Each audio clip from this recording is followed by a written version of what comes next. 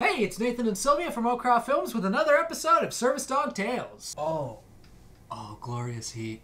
Glorious heat. I'm right above the vent. So this story might make you want to get on the floor and pound your hand against it like a toddler in a grocery store, because I know it made me want to do that, but we're gonna get through this together.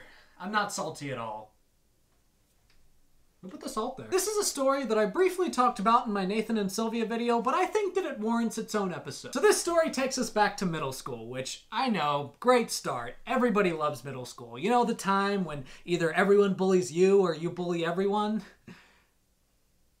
In my case, the former. I was in the cafeteria, just got my lunch, a really, really bad hamburger, and I actually like hamburgers, but this was basically a rubber tire.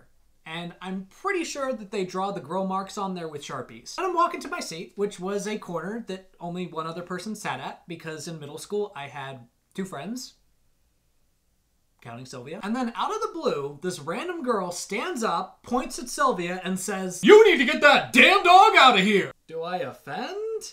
You having a bad day? Did someone crap in your Cheerios? I was really taken aback. I mean, this girl had given glares at Sylvia before, but I usually just learned to ignore that. But I was always taught that you need to stand up for yourself, especially in the case of injustice. So I said, you need to shut up. My comebacks have gotten better with age. If it had happened today, I probably would have said something like, go take a long walk on a short pier, or go to fenestrate yourself.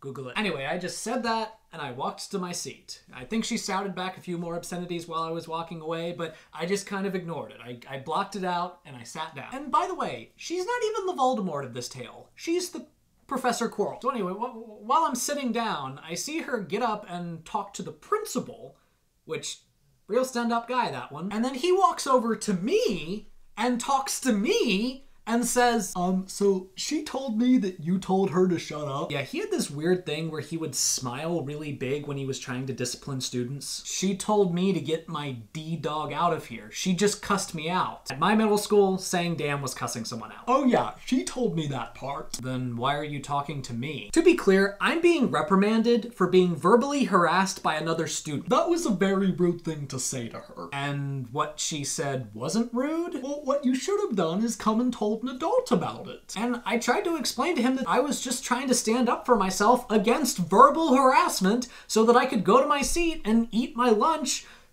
the disgusting hamburger that probably cost my parents about $3. And then he was like, well, you should have come and told an adult and we would have handled it. Yes, because of course, bullying is that simple. You know, every kid knows that once we found out that if you just tell an adult that there was a bully, that it just stops it.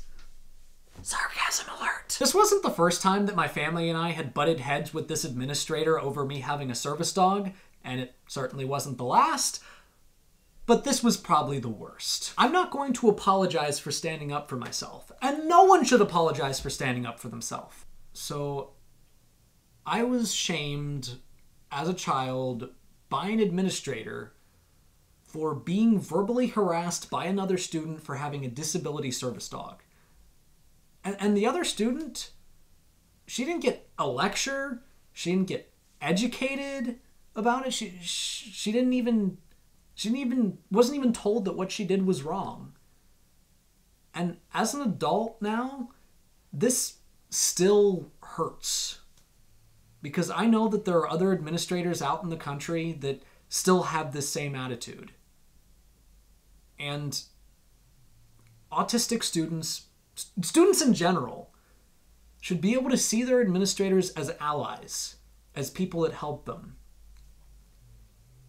And they should all have the right to stand up for themselves. Now, I can say that the girl, I can say she was a child and she probably didn't know what she was doing, and she's probably a better person now. But I'm a lot more hesitant to say that about that administrator. They were an adult.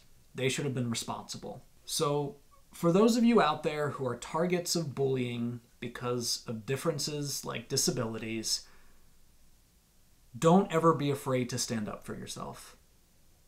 And don't let anybody tell you that you can't stand up for yourself. And don't ever let anyone tell you that it's your fault for being harassed. Well, that's today's episode. I know that it got a little bit heavier this week than it has in past weeks, but I think this story needed to be told. Anyway, thank you all for watching. If you liked this video, please like, share, subscribe, check out some of my other stuff, and Sylvia and I will hopefully be here next week. Speaking of disability accommodations and how people are targeted, don't forget to check out the HR 620 video that I made, and also to call congressional representatives to tell them not to vote for it, because it's still out there. And I know that I address this at the end of every video, but I'm going to keep addressing it until it's dead.